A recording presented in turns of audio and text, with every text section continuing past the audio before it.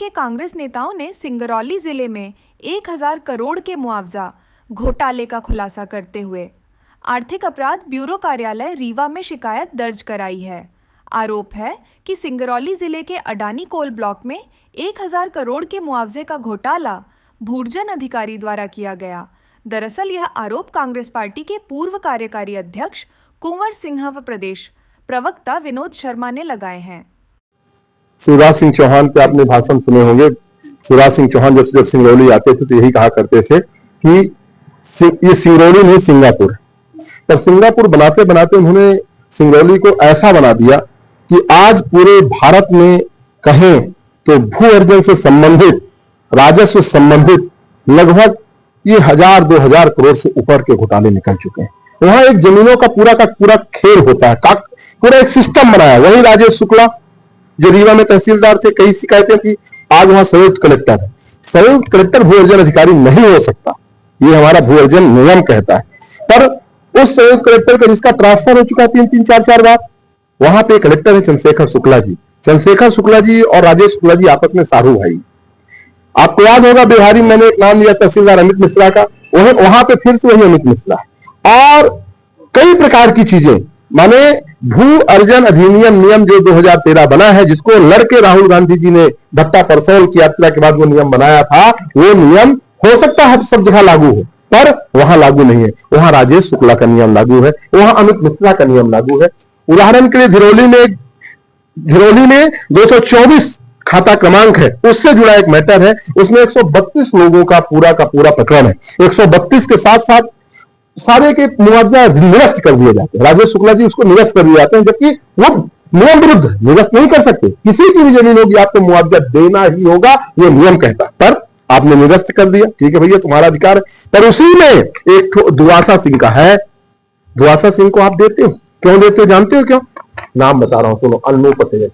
अन्नू पटेल नाम के व्यक्ति की उनकी सेटिंग है, तो उसको 77,85,000 का मुआवजा देते हैं। तो जैसे दुआसा सिंह के पास वो मुआवजा की राशि पहुंचती है, सेम समय पे दुआसा सिंह के अकाउंट से पैसा ट्रांसफर कहां हो जाता है? अन्नू सिंह के उसमें ट्रांसफर हो जाता है। इस तरह से कई आप जब पाओगे, और जब इसकी जांच अन्नू सिंह कौन है?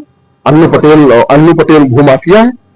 इस तरह के जो गिरोह है, मुआवजा खाने वाले जो लोग हैं, उसमें अन्नू पटेल एक नाम होगा। जांच का विषय, जांच की जाए। वही तो हम लोग आज एसपी साहब के पास आर्थिक अपराध में आए थे और उन्होंने कार्रवाई करने का आश्वासन दिया है। मैं आपके चैनल के माध्यम से कहना चाहूंगा कि इसमें 1-2 लोग नहीं, लगभग 100 से ऊपर लोग जेल जाएंगे, और जब जेल जाएंगे तहकीकात शुरू होगी, उसमें एक नाम राजेश शुक्ला का भी आएगा।